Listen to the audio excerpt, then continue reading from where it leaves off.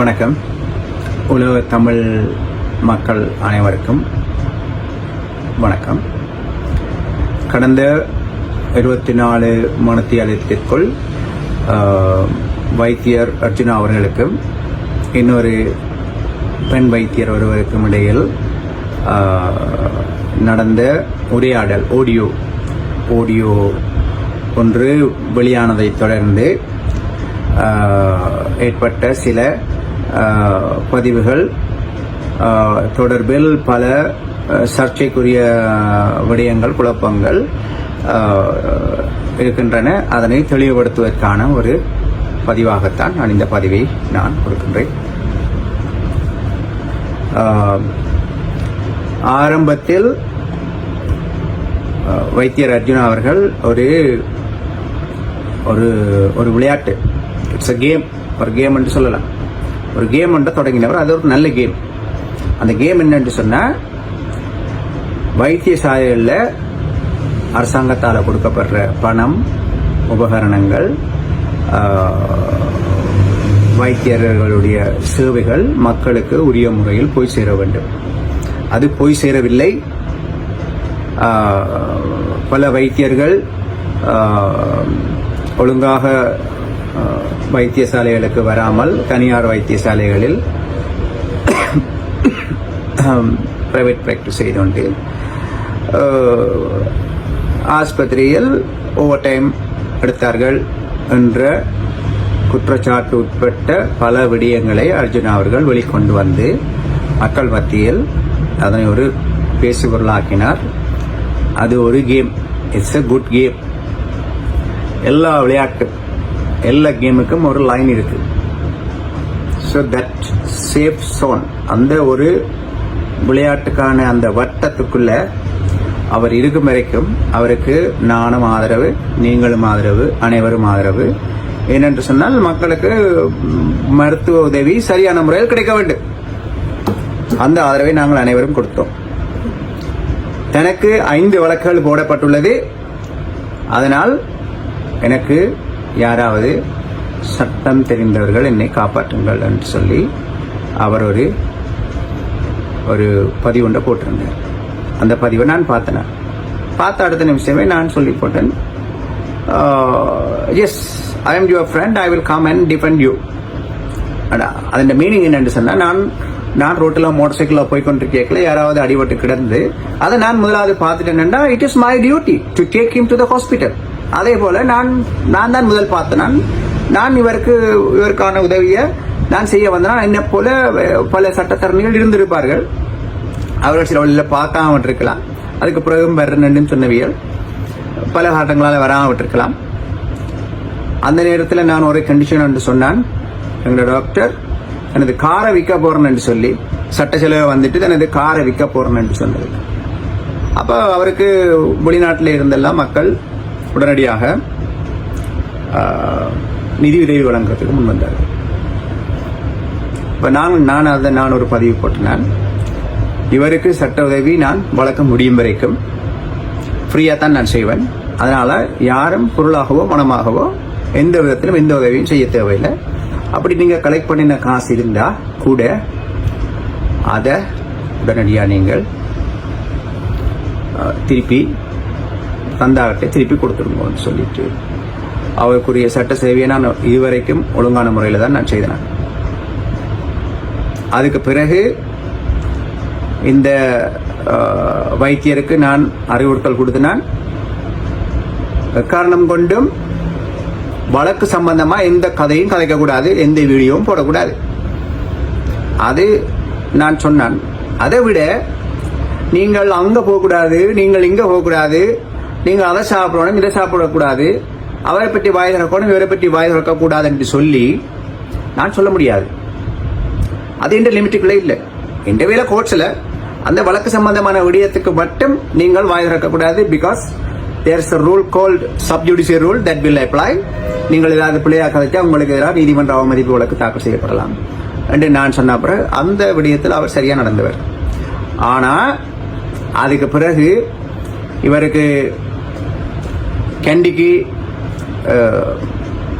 temporary withdrawal attachment to Kandy hospital சம்பியா.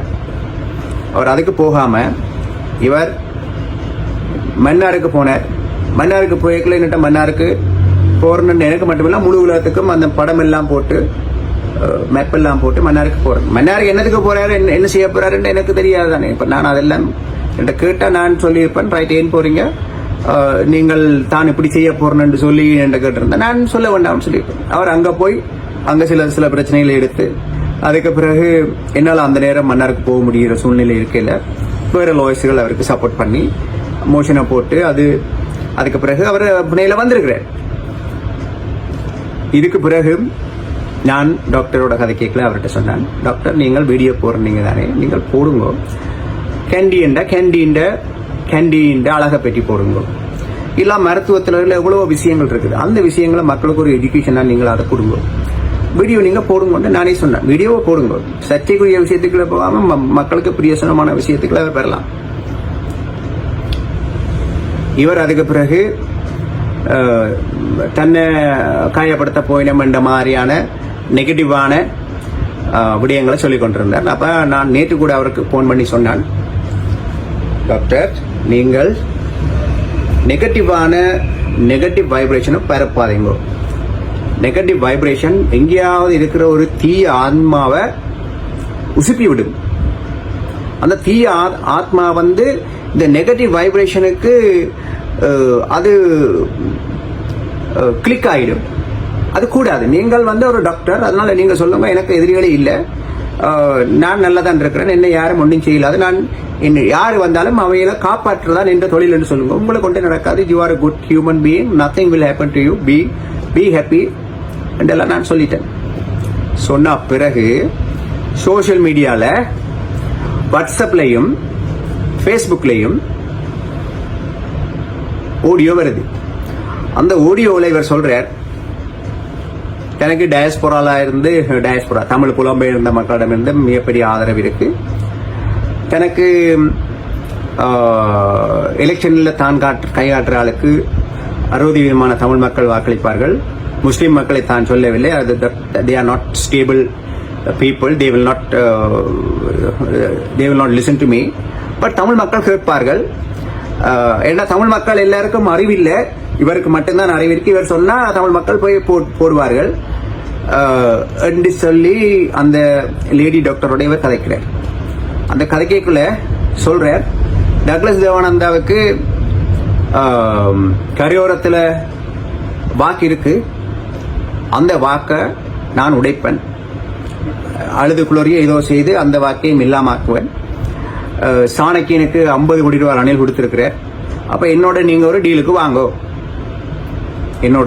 வாங்கோ, என்கிட்ட புலம்பெயர் தமிழர் சப்போர்ட்டும் இருக்கு, புலத்திலையும் சப்போர்ட் இருக்கு, களத்திலையும் சப்போர்ட் இருக்கு, நீங்க டீலுக்கு வாங்கன்னு சொல்ல அந்த லேடி சொல்ற, இல்ல நாங்கள் அப்படி இல்லாம இல்ல, நீங்க விருப்பம்டா சப்போர்ட் பண்ணுங்க, நீங்க சப்போர்ட் பண்ண சொல்லி நாங்கள் கேட்க இல்லை. அண்ட் இவர் சொல்ற, தமிழ் மக்கள் என்னோட சொல்ல, she said that no, don't say that they are Tamil or English, all are Sri Lankan, we are Sri Lankan என்று கதையங்கோ என்று இவர்கிட்ட சொன்னது. அப்ப அதன் மீனிங் என்ன அர்த்தம் சொல்றவர், தான் பார்லிமெண்ட் தேர்தலில் டாக்டர்ஸ் இன்ஜினியர்ஸ் என்று சொல்லி ஒரு படைப்பட்டாளத்தோட தான் எலெக்ஷன் நிக்க போறேன் என்று அவர் அறிவிக்கிறார். That is his intention has been revealed. So அதாவது அந்த சேஃப் ஜோன் என்று சொன்ன அந்த கேம், அந்த வட்டத்துக்குள்ள இருந்து அவர் வெளியேறி அரசியல் கட்சி என்ற அரசியல் இதுக்கு என்ற வட்டத்துக்குள்ள அவர் வந்துட்டார். அரசியல் வட்டத்துக்குள்ள தான் நாங்கள் இருக்கிறோம். அரசியல் வட்டத்துக்குள்ள வந்தா அடி விழும். அடி என்று சொன்னால் பிசிக்கலான அடி இல்ல, கருத்து முதல்கள் வரும்.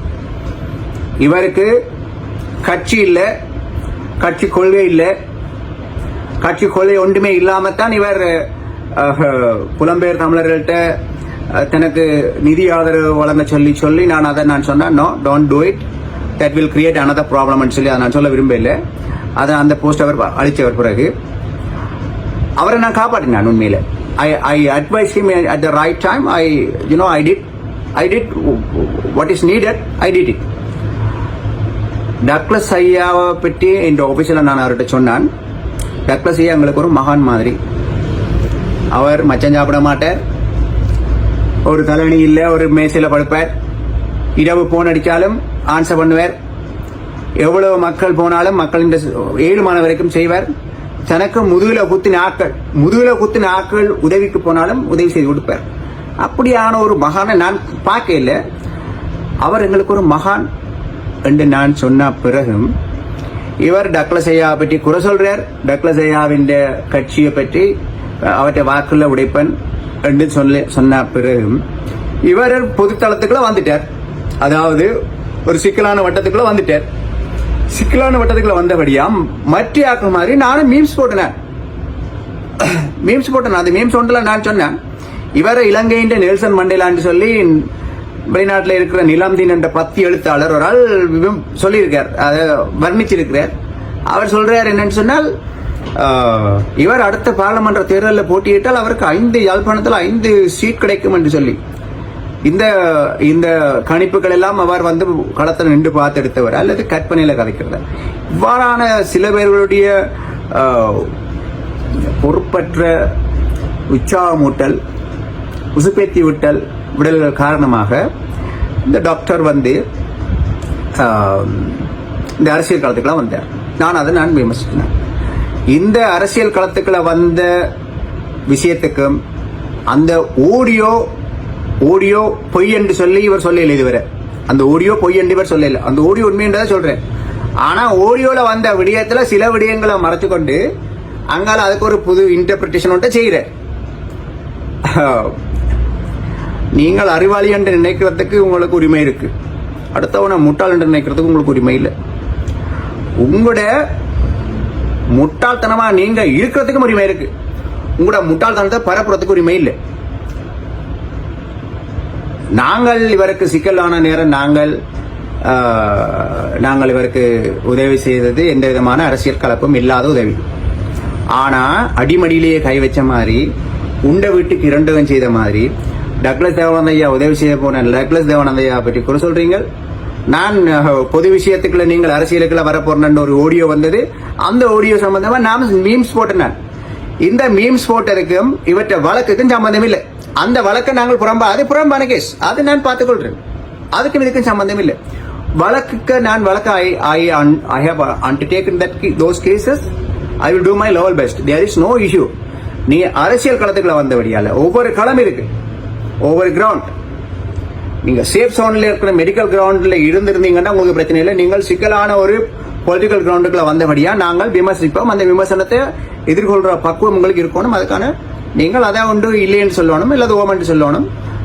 நான் டீல் கேட்டேன் தான், ஆனா காசு டீல் இல்லை என்று நீங்க சொல்லலாம். ஆனா மக்கள் மடியர்ல தானே மக்கள் ஒரு முடிவு எடுப்பினும்.